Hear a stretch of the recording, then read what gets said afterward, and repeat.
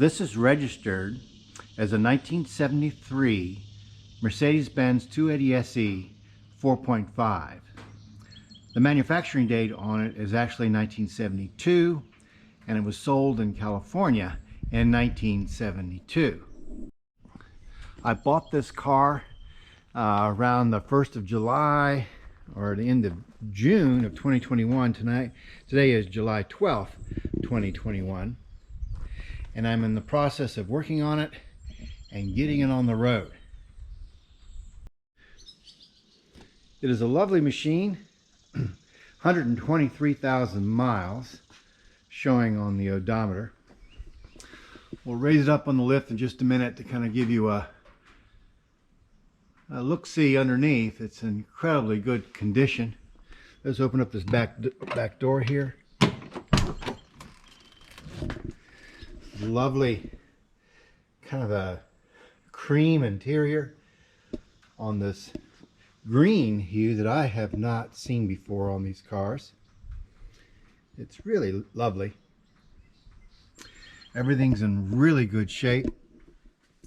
When I first purchased it, actually first looked at it and then purchased it about 13 days ago, this thing was a mess. It was incredibly filthy, ground in dirt all over the place. And I rejuvenated the leather and cleaned up the wood and the dashboard. There are still things I need to do to it, but I wanted to get it clean first before I ground the dirt in any more than it had been. I actually washed this car twice, and then I went over it with clay paint, and then machine polished it twice, and I went over it with cleaner wax twice, and then machine polished it again with carnauba wax. And I tell you what, the panels on this car are absolutely straight. It has the original carpet and interior, and I'll buy some lovely cocoa mats to go on the floor in this thing. The steering wheel is in excellent shape. The dashboard, the wood, the vinyl is excellent. I had an awful aftermarket Sony radio and then a CD changer in the trunk, which I pulled out and I've since thrown away. It came with the owner's manual, the CD changer, so I know that was put in around 1994. I've cleaned all this up. I've got some fuses pulled because I've been working on it, on some electrics on it, but I've gotten everything functioning right. Let's kind of go around on the inside here. I'll show you the correct Becker Europa radio I just received. I purchased it on eBay. It's been refurbished. You can see, in typical Mercedes fashion, especially this era, the door is just shut beautifully.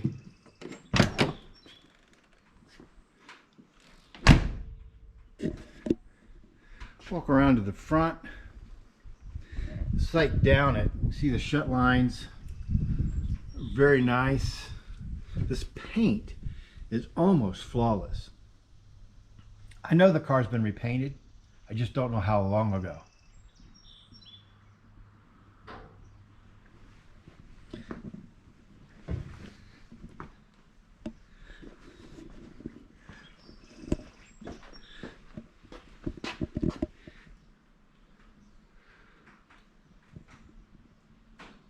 I really like this color. It had been backed into on this front corner, I think by a front end loader carrying some gravel, because when I took the headlight door off to fix it and replaced the broken lens on this side, that whole bucket was full of gravel.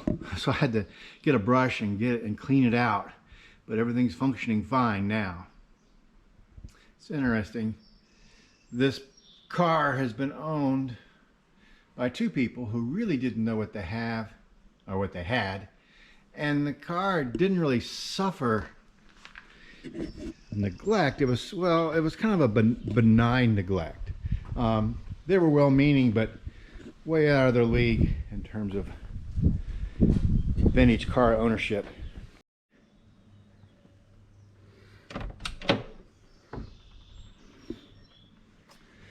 These door panels were absolutely filthy. The driver's one was stained with coffee, but you can see how well things cleaned up. And of course, when I cleaned these seats, it actually turned lighter in color because it was just all ground in dirt.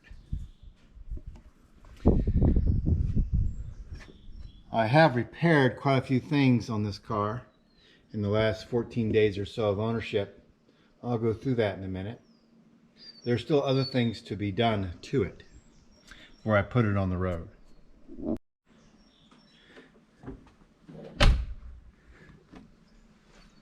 Boy, there's nothing like a W108. As you can see, I've been working on the engine compartment, or inside the engine compartment. The two valve covers are off of it right now, but let's open the hood and show you what's inside here.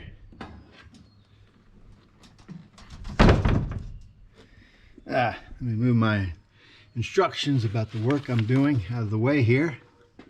Rag covering up the intake, and you can see here's the valve cover off on the passenger side, exposing the overhead cam, running the valves, and of course the overhead cam chain that runs down through the engine. Over here on the driver's side, same thing.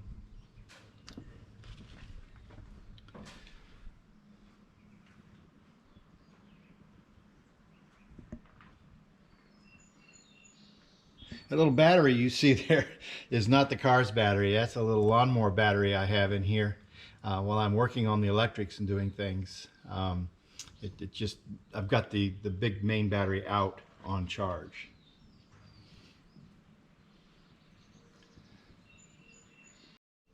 So I've got the spark plugs out. Here's the spark plug wires on this bank, labeled and draped.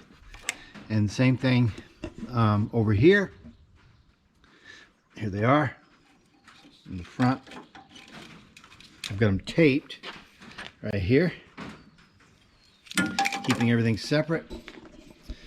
Fuel lines removed. And then what I'm getting ready to do is I'm going to pull this oil tube off on either side, and these clips. I have new oil tubes and clips, but this feels very tight, which is good. But I'm still going to pull this tube off and look down the tube and see if it's dirty. The maintenance history in this car is pretty much unknown to me. I do have some records that tell me that the car received regular maintenance from when it was new in '72, and then the records are lost beginning in 1980. So it was serviced by a dealership in California regularly, every 5,000 miles or so, from '72 to 1980. And then after 1980, the records stop and pick up again in 2013. So somewhere in there, the car went from California to New Jersey. Interesting that when the record stopped in 1980, then at that point in time, the car had about 90,000 miles on it. And then when it picked back up again in 2013, the car had 118,000 miles on it, and now has 123. So I kind of think in the hiatus, the car probably ended up as part of an estate, and there it's sat. This is something I've done to all of these vintage cars. I have two W108s and W111, because these lights on the front here in Europe, they were set to work. So your lens on the outside, this lens right here, was amber, and this one was clear, and this was a turn signal indicator, and this over here was actually a parking light and running light, and both of these would run. And this in here was actually a real fog light. But in the US, these are just functioning as reflectors. So I think they ought to function. So this is what I've done. So let me hook up this battery over here, this little tiny auxiliary battery I have going, so I can, there we go. Let me show you what I've done here. Put down the hood. In fact, I'm not going to latch it. There we go. Get an idea how nice that star is. And step back. I think this has a very nice effect. I like it.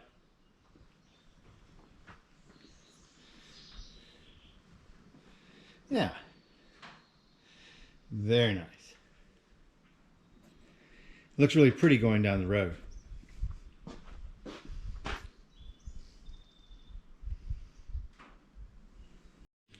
Let's go ahead and raise this thing up on lift, and I'll show you what it looks like underneath.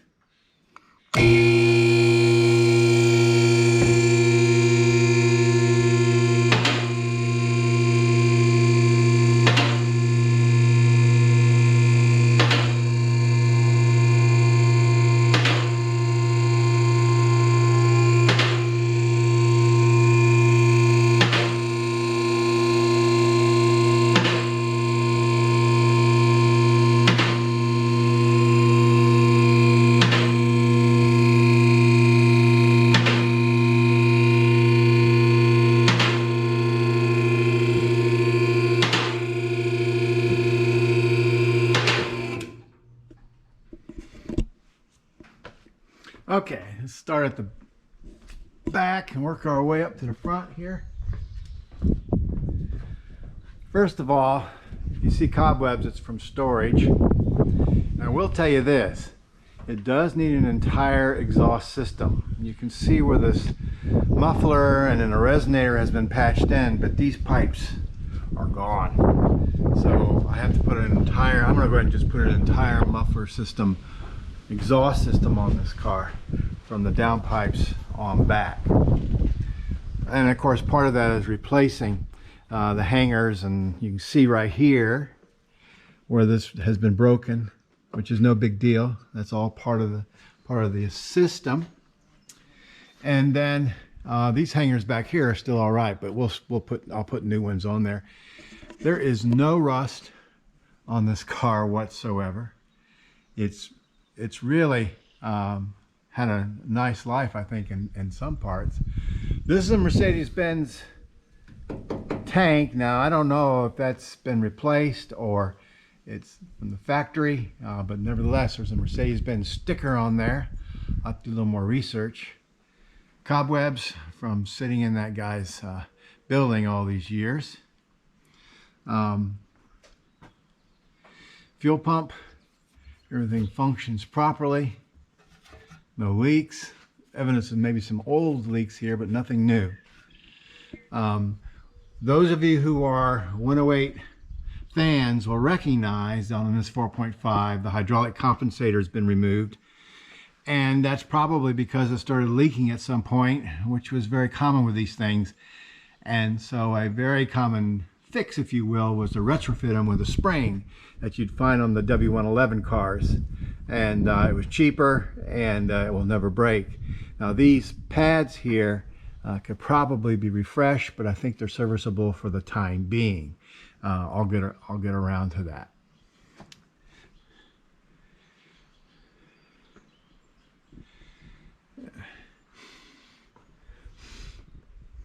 Just continue to go look under the car.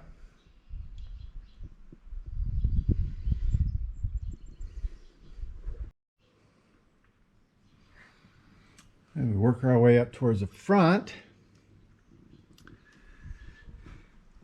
And here's the pan for the automatic transmission.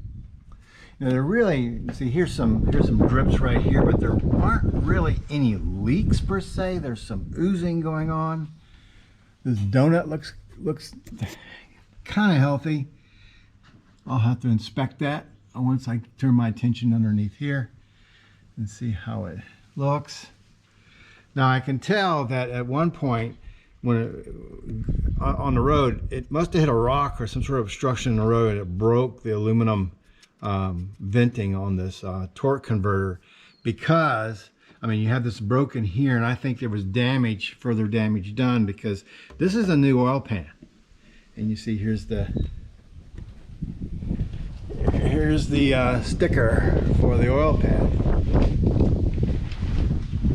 Yeah, so that's new.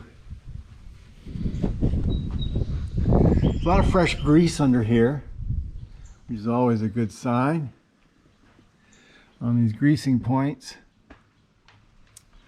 I know that both hoses were replaced just in the last couple years, and both front brake calipers are new. I haven't pulled the pads to look at them, but nothing is scarred. Everything looks all right. I've removed this inner panel right here. You get access to the antenna, which I pulled. And here's the wiring, or at least for the antenna connection. And I'm going to install an automatic antenna that operates off of the radio.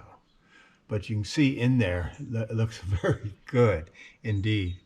Inside of the fenders look very nice. Headlight bucket.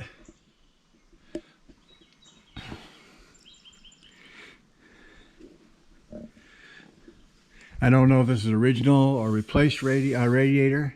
It's hard to say. My hunch is it's original, looking at this fitting right here.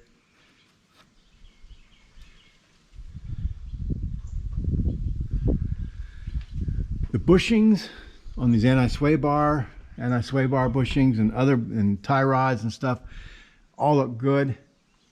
The only thing I found that's a little suspect with the wheels on is that this wheel here rocks a little bit on the bearing, and I know it's not moving up in here in the suspension. So maybe the bearing needs to be tightened up just a little bit, but I'll turn my attention to that later. And here's the driver's side front inner fender wheel well. Whoop, dirt dauber's nest. Okay, I know that's not original to the car. Yeah. See the tie rod? How the boots look really nice here, and nothing. I put a crowbar on it and wiggled everything, and everything just is tight. So all that is very, very nice.